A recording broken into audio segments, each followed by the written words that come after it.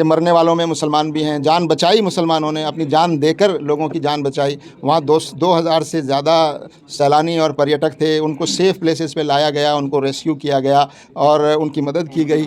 और वहाँ जो विक्टिम्स हैं, जो पीड़ित परिवार हैं, वो बार बार मीडिया पर कह रहे हैं कि कश्मीरी भाइयों ने हमारी मदद की, वहाँ के लोकल लोगों ने मदद की, घुड़सवारों ने मदद की, ड्राइवर्स ने मदद की, टैक्सी वाले लोगों ने मदद की, घरों में जगह दी, होटल से पैसा नहीं लिया, टैक्सी का पैसा नहीं लिया।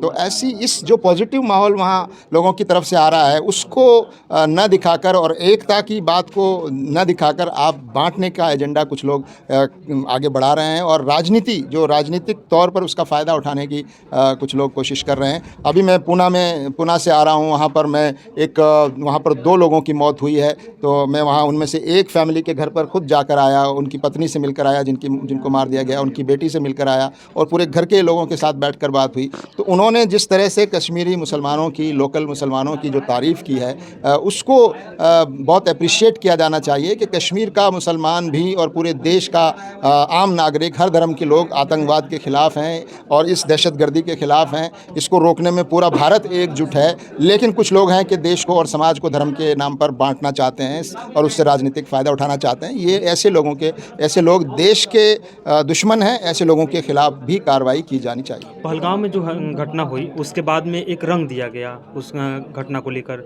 और एक मज़हब से जोड़ दिया गया, उस पे आप क्या कहेंगे? क्योंकि वो अभी भी चल रहा है सोशल मीडिया पे।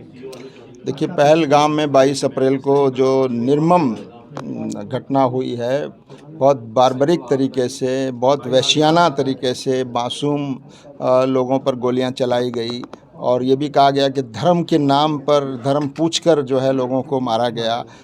और मुझे लगता है कि ये संदेश देने की कोशिश की आतंकवादियों ने कि इसके ज़रिए से देश में एक नफ़रत का माहौल पैदा हो और तो जो लोग इसकी आड़ में देश में नफ़रत फैला रहे हैं और इस पूरी घटना को मज़हबी रंग दे रहे हैं और हिंदू और मुसलमानों के बीच में नफ़रत फैलाने का काम इस घटना की आड़ में जो कर रहे हैं, वो देखा जाए तो आतंकवादियों का जो मंशा और एजेंडा है उसको एक तरह से मदद कर रहे हैं। तो ऐसे लोगों के ख़िलाफ़ सख्त कार्रवाई होनी चाहिए, जबकि वहाँ साफ नज़र आ रहा है कि मरने वालों में मुसलमान भी हैं। जान बचाई मुसलमानों ने, अपनी जान देकर लोगों की जान बचाई। वहाँ 2,000 से ज़्यादा सैलानी और पर्यटक थे, उनको सेफ़ प्लेसेस पे लाया गया, उनको रेस्क्यू किया गया और उनकी मदद की गई। और वहाँ जो विक्टिम्स हैं, जो पीड़ित परिवार हैं, वो बार बार मीडिया पर कह रहे हैं कि कश्मीरी भाइयों ने हमारी मदद की, वहाँ के लोकल लोगों ने मदद की, घुड़सवारों ने मदद की, ड्राइवर्स ने मदद की, टैक्सी वाले लोगों ने मदद की, घरों में जगह दी, होटल से पैसा नहीं लिया, टैक्सी का पैसा नहीं लिया। तो ऐसी इस जो पॉजिटिव माहौल वहाँ लोगों की तरफ से आ रहा है, उसको न दिखाकर और एकता की बात को न दिखाकर आप बांटने का एजेंडा कुछ लोग आगे बढ़ा रहे हैं और राजनीति जो राजनीतिक तौर पर उसका फ़ायदा उठाने की कुछ लोग कोशिश कर रहे हैं। अभी मैं पूना से आ रहा हूँ। वहाँ पर मैं वहाँ पर 2 लोगों की मौत हुई है, तो मैं वहाँ उनमें से एक फैमिली के घर पर खुद जाकर आया, उनकी पत्नी से मिलकर आया जिनको मार दिया गया, उनकी बेटी से मिलकर आया और पूरे घर के लोगों के साथ बैठकर बात हुई। तो उन्होंने जिस तरह से कश्मीरी मुसलमानों की, लोकल मुसलमानों की जो तारीफ़ की है, उसको बहुत अप्रिशिएट किया जाना चाहिए कि कश्मीर का मुसलमान भी और पूरे देश का आम नागरिक, हर धर्म के लोग आतंकवाद के ख़िलाफ़ हैं और इस दहशतगर्दी के ख़िलाफ़ हैं। इसको रोकने में पूरा भारत एकजुट है, लेकिन कुछ लोग हैं कि देश को और समाज को धर्म के नाम पर बांटना चाहते हैं और उससे राजनीतिक फ़ायदा उठाना चाहते हैं। ये ऐसे लोग देश के दुश्मन हैं। ऐसे लोगों के ख़िलाफ़ भी कार्रवाई की जानी चाहिए। एक और वीडियो सामने आई बाद में कि उसमें एक लड़का अल्लाह अकबर कहता है और उसमें एक सैलानी होता है, फिर उसको एनआईए उठाती है, फिर छोड़ देती है, फिर दोबारा उसको अरेस्ट किया जाता है और पूछा जाता है कि तुमने अल्लाह अकबर क्यों कहा? तो इस घटना देखिए, को इसको जिस तरह से इसको पेश किया गया, वो भी एक इस्लाम और मुसलमानों के ख़िलाफ़ नफ़रत के एजेंडा को आगे बढ़ाने के लिए। अल्लाह अकबर का मतलब अल्लाह बड़ा है। जब भी कोई एक ऐसा हादसा सामने आए, जब भी कोई ऐसी घटना हो जो अनएक्सपेक्टेड हो, जब भी कोई बहुत बड़ी चीज़ सामने नज़र आ रही हो, तो अल्लाह याद आता है। बहुत सारे जो हिंदू भाई हैं वो राम को याद करते हैं, बहुत से दूसरे लोग और किसी को याद करते हैं। तो एक दुर्घटना और बड़ी घटना के वक्त अल्लाह को याद करना, उसको आप एक कम्युनल रंग दे रहे हैं। बाद में इसकी सफाई भी दी है लोगों ने कि ये तो एक नॉर्मल चीज़ है, और इसको भी आप, इसका मतलब ये है कि देश में एक वर्ग ऐसा है जो हर चीज़ को नफ़रत और इस्लाम और मुसलमानों के ख़िलाफ़ नफ़रत के लिए इस्तेमाल करना चाहता है। ऐसे लोग देश के दुश्मन हैं, और वो लोग दरअसल आतंकवादियों का जो एजेंडा था नफ़रत फैलाना, कि एक धर्म के लोगों पर निशाना किया गया, और उसी एजेंडा को ये नफ़रत फैलाने वाले लोग उसको सपोर्ट कर रहे हैं। तो इनको भी पहचान कर इनके खिलाफ कार्रवाई होनी चाहिए। मजहब के नाम पे नाम लेकर मारा तो गया ना। टूल के तौर पे यही तो हम कह रहे हैं, मज़हब के नाम पर मारा गया, लेकिन जो इस मज़हब उसका उद्देश्य क्या था? मज़हब के नाम पर मारने का उद्देश्य यही है कि आप जो है दोनों के बीच में नफ़रत फैलाएं, और वही एजेंडा हमारे नफ़रत फैलाने वाले जो गिरोह हैं, जो नफ़रत की सियासत करते हैं, जो नफ़रत फैलाकर राजनीतिक रोटियां सेकना चाहते हैं, वो भी उसी एजेंडा को आगे बढ़ा रहे हैं।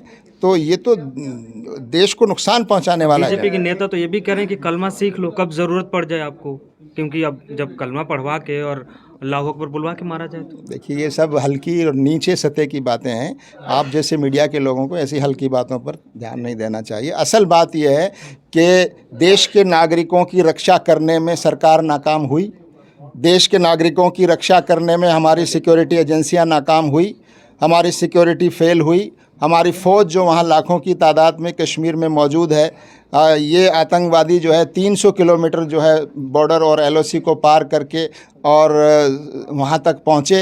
न इनको किसी सिक्योरिटी ने रोका, न इंटेलिजेंस एजेंसीज़ के पकड़ में आए, और ये घटना करने के बाद आसानी के साथ वापस चले गए।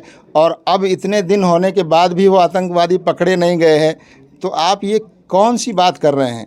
आप अपना जायज़ा भी लेने की ज़रूरत है। ये जिन लोगों की वजह से वो आतंकवादी अंदर आ सके, जिन एजेंसियों की वजह से, नाकामी की वजह से ये सब हुआ है, उनका भी जायज़ा होना चाहिए, और वहाँ भी दोष तय होना चाहिए, और जो रिस्पॉन्सिबल हैं उनको सज़ाएं मिलनी चाहिए, तब ये आतंकवाद की घटनाएं रुकेंगी। हमला करना चाहिए, यही कहना चाह रहे हैं। नहीं, हम तो ये कह रहे हैं कि सरकार जो कुछ भी करे, आतंकवाद रोके। दहशतगर्द हमारी सीमाओं में आ कैसे जाता है? अगर वो आता है, अगर चोर हमारे घर में घुसता है तो चौकीदार जिम्मेदार है। अगर हमारे घर में डाका पड़ता है तो सिक्योरिटी जिम्मेदार है।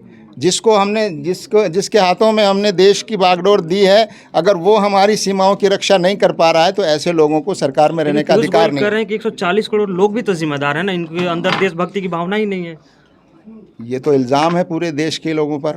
अगर पूरे देश के 140 करोड़ देशभक्त नहीं है तो इससे बड़ा अपमान देशवासियों का और क्या होगा। पूरा देश एक है, और आप अपना जायज़ा लेने को तैयार नहीं हैं कि एक 3-4 लोग आकर और 2000 लोगों की भीड़ में गोलियां चलाकर और 300 किलोमीटर अंदर आकर और वारदात करके चले जाते हैं। तो इसके लिए कोई ना कोई तो जिम्मेदार है, उनको पकड़ा जाना चाहिए। लेकिन जिनकी वजह से वो आए, जिनकी वजह से वो इतनी आसानी से काम करके चले गए, हमारे विक्टिम्स जो है टीवी पर बोल रहे हैं, बता रहे हैं। तो ये तो पाकिस्तान जितने भी नागरिक सब चले गए, लेकिन सीमा हैदर अभी तक नहीं गई। क्या कहेंगे इस पर? देखिए, ये सरकार का काम है, ये हमारा काम नहीं है किसको भेजा जाए, किसको रोका जाए। हमारा काम ये है कि देश की सुरक्षा, देश की सीमा की सुरक्षा, नागरिकों की सुरक्षा, ये अगर करने में सरकार नाकाम होती है तो देश की जनता जो है सवाल पूछेगी, और पूछना चाहिए। और जो सवाल पूछता है उसके खिलाफ आप मुकदमा करते हैं, जो सवाल पूछता है उसके खिलाफ FIR करते हैं। तो ये जो चीज़ है कि आप अपनी कमज़ोरियों को भी देखिए, वो जब तक दूर नहीं होंगी तब तक आप कैसे दुश्मन को आप रोकेंगे। तो हमारा कहना ये है कि अब तक आप आतंकवादियों को नहीं पकड़ पाए, अब तक आप जो है सज़ा नहीं दे पाए, और देश की जनता को आप इधर उधर घुमा रहे हैं। तो ये जो चीज़, क्या करना चाहिए सर? मुसलमान इस देश का नागरिक है, और पूरे देश को जो करना चाहिए वही मुसलमान को करना चाहिए। मुसलमान जस्टिफिकेशन देने में क्यों लगा हुआ है? क्यों दे रहा है जस्टिफिकेशन? हम तो मुतालबा कर रहे हैं कि आतंकवादियों को पकड़िए, आतंकवादियों को सज़ा दीजिए, और जिन लोगों की कमज़ोरियों की वजह से आतंकवादी यहाँ आए हैं, जो फ़ौज और जो हमारी एजेंसियाँ हैं जो फेल हो गई हैं, उनको भी जायज़ा लेकर उनका भी तो हिसाब लीजिए। लेकिन मुसलमानों को ही टारगेट क्यों किया जा रहा था फिर इस मसले पे? क्योंकि जब मजहब से रिलेटेड नहीं है, वो लोग मजहबी नहीं थे, देखिए, इस देश में नफ़रत का एक एजेंडा कुछ लोग बहुत पहले से चला रहे हैं, आज से नहीं चला रहे हैं, 100 साल से चला रहे हैं।